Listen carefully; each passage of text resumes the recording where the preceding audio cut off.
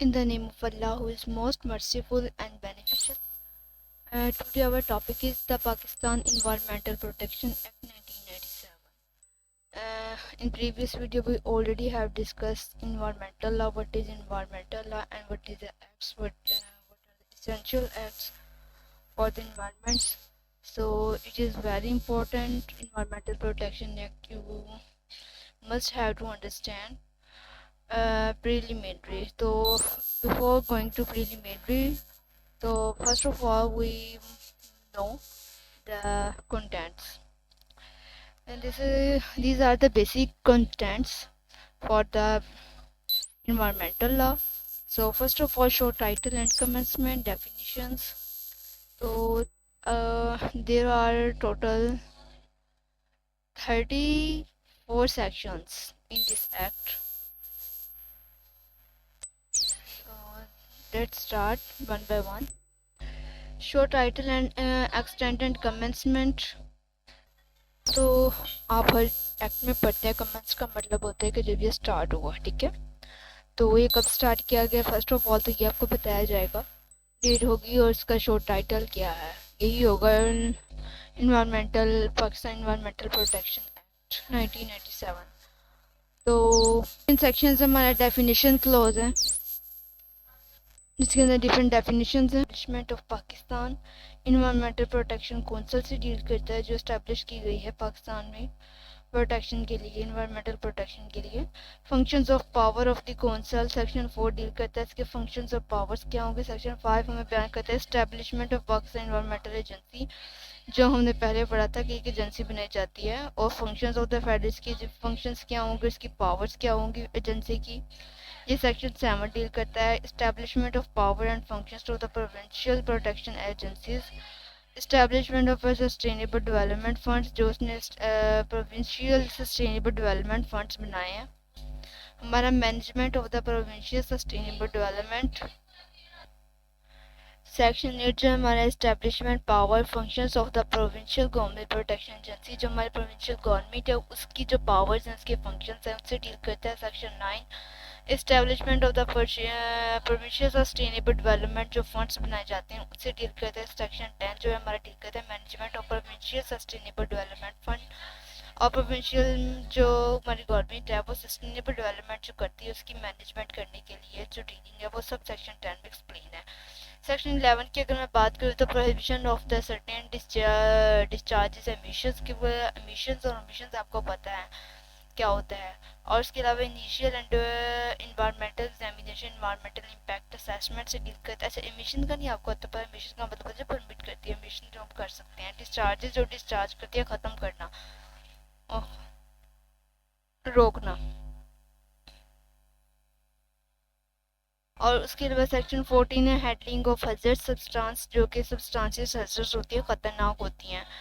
Regulations of the motor vehicles की क्या rules regulation, इससे इन्वायरमेंटल प्रोटेक्शन ऑर्डर. और उसके बाद पेनल्टीज जो होती हैं उनसे कैसे आपने बचना है. फेंसेस बाय बॉडीज कॉर्पोरेट, जो फेंसेस जो हमारी कॉर्पोरेट एजेंसीज हैं वो करती हैं. कैसे करती है कॉर्पोरेट बॉडी, जो हमारी फैक्ट्रीज वगैरह हैं वो. और उसके अलावा offences by government agencies, local authorities and local councils, उनके जो ऑफेंसेस हैं उनके बारे में एक्सप्लेन है सेक्शन 19 के अंदर. सेक्शन 20 के अंदर इन्वायरमेंटल ट्रिब्यूनल्स को एक्सप्लेन है. 21 के अंदर jurisdiction and powers of the environmental tribunals. 21 के अंदर जो इन्वायरमेंटल ट्रिब्यूनल्स की जुरिस्डिक्शन है उसको एक्सप्लेन है. और अगर मैं सेक्शन 22 की बात करूँ तो अपील्स, अगर आपने अपील्स में जाननी इन्वायरमेंटल ट्रिब्यूनल से डील करते हैं. Environment section 23 appeals from order environmental tribunal से डील करता है. और सेक्शन 24 जो हमारा है in jurisdiction of environmental magistrates की जो जुरिस्डिक्शन उससे डील करता है. Section 25 appeals of order of the environmental magistrate. Section 26 power to delegate, power to give direction. 28 जो इंडेमनिटी से डील करता है. 29 जो ड्यूज टू द इंडेमनिटी क्या होता है, आपको पता है इंडेमनिटी क्या होता है, कि अगर आप वो पर्सन अगर आपको गवर्नमेंट कहती है आप ये काम करें, अगर आपको लॉस हो जाता है तो वो आपको क्या करती है, इंडेमनीफाई करती है. तो सेम एज इंडेमनिटी को डील करता है सेक्शन 28. तो ड्यूज 29 जो होता है इस इन्वायरमेंटल लॉ में इंडेमनिटी क्या है वो हम डील करेंगे आज. Dues to recoverable as arrears of the land revenue. Land revenue के बारे में हम पहले एक्ट में पढ़ चुके हैं कि जो अगर कोई पर्सन ऐसी एक्टिविटी करता है उस पर जो रेवेन्यू जनरेट के एरियर्स और लैंड रेवेन्यू जो टैक्स को कलेक्ट करते हैं उससे डील करता है सेक्शन 29। सेक्शन 30 डील करता है act of the override the other laws, जो एक्ट जिस पे ओवरराइड कर सकते हैं एनवायरमेंटल प्रोटेक्शन रूल्स को। और सेक्शन 31 जो पावर टू मेक रूल्स है।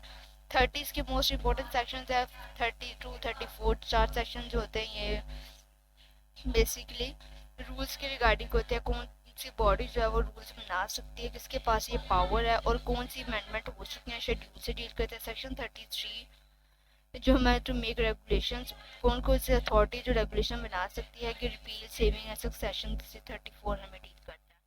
तो आपने 34 सेक्शन का फिंगर टिप्स पे कर लेना है। तो इस एक्ट के अगर आप सेक्शन ही याद कर लेना, क्योंकि जो बेसिक कॉन्सेप्ट वो तो पता कर ही लेंगे कि हेडिंग है, हज़ार्ड सब्सटेंस क्या होती हैं, रेगुलेशन मोटर व्हीकल्स क्या है। अगर आपको रूल्स रेगुलेशन आपको पता है तो किस सेक्शन में बताए, सेक्शन 15 के अंदर पेनल्टीज कौन सी इम्पोज की जाती है, कैसे की जाती है, कौन करते हैं, ये सब कुछ हमने ये सेक्ट के अंदर पढ़ लेना है। तो ये बेसिक जो मेन हेडिंग्स है ना आपकी सेक्ट को लेकर वो आपकी 34 है। 34 हेडिंग को आपने पहले पेपर्स में अटैम्प्ट करने से पहले आपको इसको अपने अच्छे से याद कर लेना है। उसके बाद जो इसके वर्क से जो कॉन्सेप्ट है वो मैं अभी आपको देती हूँ कि इनका क्या काम है इन डिटेल। अब आप पढ़ते हैं, सेक्शन 1 से स्टार्ट करते हैं।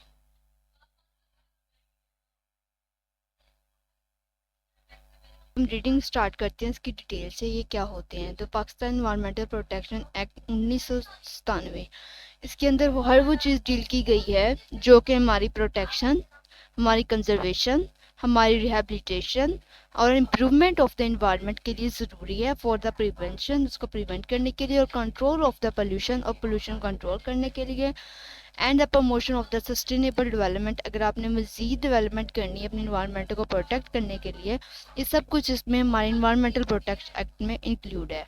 Where as it is expedient to power for the protection, जहाँ पे इसको प्रोटेक्शन करने की बात आती है, conservation, rehabilitation, improvement and environment and control, pollution, promotion, sustainable development and matters connected with incidental threat. तो इसके अंदर ये सब जो कॉन्सेप्ट है वो आपके कवर हो जाते हैं हमारे इन्वायरमेंटल प्रोटेक्शन के अंदर, चाहे वो आपके प्रोटेक्शन के हों, कंजर्वेशन के हों, रिहेबिलिटेशन के, इम्प्रूवमेंट के हों, इन्वायरमेंट प्रिवेंशन के हों और पोल्यूशन या प्रमोशन के हों, और सस्टेनेबल डेवलपमेंट जो आपने प्रमोशन से करनी है। तो वो सब कुछ आपका इस एक्ट के अंदर कवर हो जाता है। अगर मैं शॉर्ट टाइटल की बात करूँ तो शॉर्ट टाइटल हमारा सेक्शन 1 है। This act may be called the Pakistan Environmental Protection Act 1997. It extends the whole of Pakistan, not of the any province. It extends the whole of Pakistan. यानी कि एक province पे नहीं है, इसका extend जो है वो होल ऑफ पाकिस्तान के लिए। It shall come into force at once, एक ही दफ़ा मर्जी वजूद में आएगा। और उसके अलावा डेफिनेशन की मैं बात करूँ, सेक्शन 2 हमेशा डेफिनेशन से डील करता है। तो डेफिनेशन क्लॉज होती है वो बच्चे आपकी याद करने वाली होती है। तो उसमें हम बेसिक बेसिक डेफिनेशन आपको पता है, बायोडिवर्सिटी क्या होती है, एयर पोल्यूटेंट क्या होता है, और एग्रीकल्चर वेस्ट क्या होता है, कौंसल कौन सी होती है, डिस्चार्ज क्या होता है, तो एफ्लुएंट क्या होता है, एमिशन क्या होता है, इन्वायरमेंट क्या होता है, और उसके अलावा इन्वायरमेंटल इम्पैक्ट असेसमेंट इम्पैक्ट। और ये तकरीबन ऑलमोस्ट आपकी डेफिनेशन बहुत ज़्यादा हैं। तो अगर आप कहें तो मैं आपको रीड करवा देती हूँ, अगर आप कहें तो आप खुद से भी इसे रीड कर सकते हैं, क्योंकि मैं अगर एक एक को रीड करूँगी तो मे बी हम इस एक्ट को आज कंप्लीट ना कर पाएँ। तो अगर आप कहते हैं तो मैं डेफिनेशंस कवर करती हूँ, अगर आप कहते हैं कि नहीं तो फिर मैं आगे फर्दर मूव करती हूँ सेक्शन 3 से, जो कि हमारा प्रोसीजर लॉ है या फिर हमारा इन्वायरमेंटल लॉ है। अगर आपको लगता है कि आपको डेफिनेशन मुझसे पढ़नी है तो मुझे जल्दी बताएं कि आपने डेफिनेशन खुद रीड करेंगे या मैं करवा दूँ आपको। जल्दी बताएं मुझे, टाइम नहीं है मेरे पास।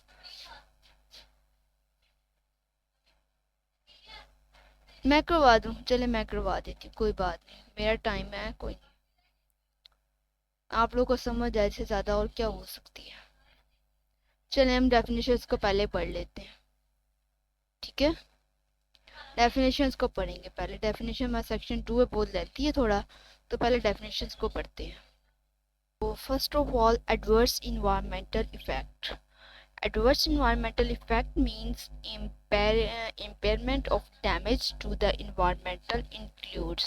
Impair environment वो चीज़ होती है जो कि हमारे माहौल के adverse होती है।